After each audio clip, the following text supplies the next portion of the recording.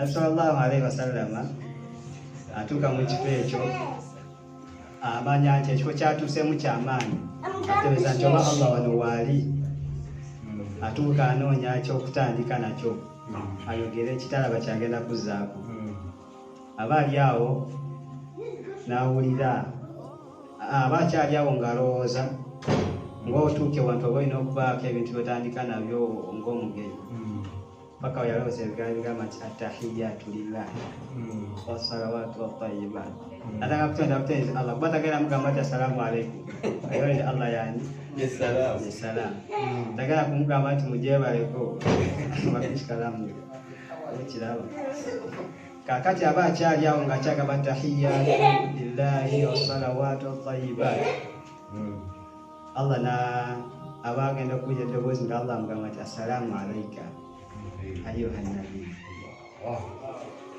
Allah namuwa salaamu namugamba nti emirembe gibeere ku ggwe owaayo ggwe omubaka.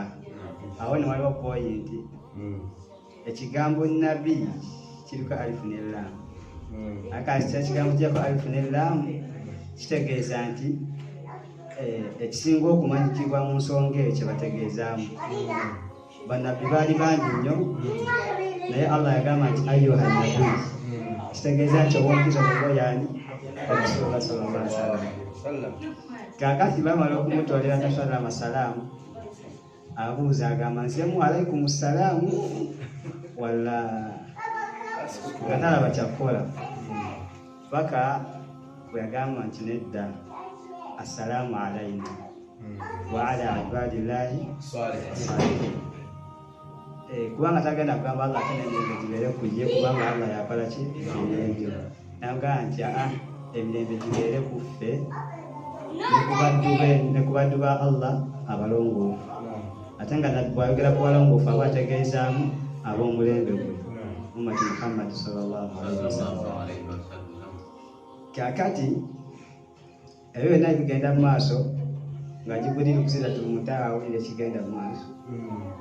Awo kirabo Jibuliiri agamba nti ashhadu alla ilaha illallah. Okusinziira ku kyeyawulira yagamba nti mmaze okukakasiza ddala nti tewali Katonda nga ddala kituufu ye Katonda owa ddala okuggyako ani Allah tabaraka wa taala wa anna Muhammadan rasulullah. N'okusinziira ku kyeyalaba n'akasa n'agamba nti ne Nabi Muhammad sallallahu alaihi wasallam mubaka waani mubaka wa Allah tabaraka wa taala. Almuhimu ekimu kunyongera Allah yawa Nabi sallallahu alaihi wasallam ng'akyali ku nsi n'abeera ng'akiteeka ne mu Qur'an n'agamba nti inna Allaha wa malaikatahu yusalluna ala nabi ya ayyuhalladhina amanu sallu alayhi wa sallimu taslima. Embeera yaliwo awo wonna wonna Allah tabaraka wa taala yakakasaawo okusaalisa ku Nabi sallallahu alaihi wasallam yamugambye nti assalaamu alayka kuba Allah tagenda ate kumusabira ani anaamusonyiwa okuggyako ye alina musonyiwa. Ne Jibuliiru naye we yatandika okusabira Nabi sallallahu alaihi wasallam Allah abeere ng'amusaasira kitegeeza nti abali wansi we nabo kye balina okukola ki balina okukola. Allah kyagamba nti inna Allaha wa malaikatahu yusalluna ala nabi. Allah ne zimalayika ze zasaalira Nabi sallallahu alaihi wasallam era zimusaalira. Asaalira ya Allah kubanga yasaasa Nabi sallallahu alaihi wasallam yajibu zimalayika kwe kubanga bisaba Allah abeere ng'amukola ki amusaasira era ng'amusonyiwa. Era awavaho point eraga nti okusaalira Nabi kisobola okuba nga kyatteeka ddala. Ensonga Allah agamba nti ya ayyuhalladhina amanu sallu alayhi wa sallimu taslima. Ate nga ekigambo amanu kasita kijja nga tekirina musilimu bategeeza mba musilimu. Sheikh Bashir kye bayita mu lugha nti bagamba nti idha jitamaa iftaraqa wa idha ittafaqa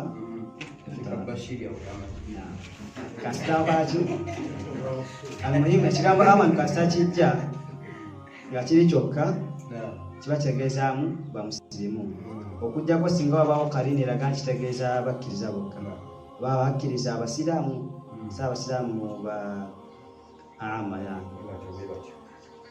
Kakati tuli mwezi gwa Ramadaan, tusaba Allah tabaraka wa taala abeere nga atuwa empeera zaagwo era tatugyamu nga tatusonyiye.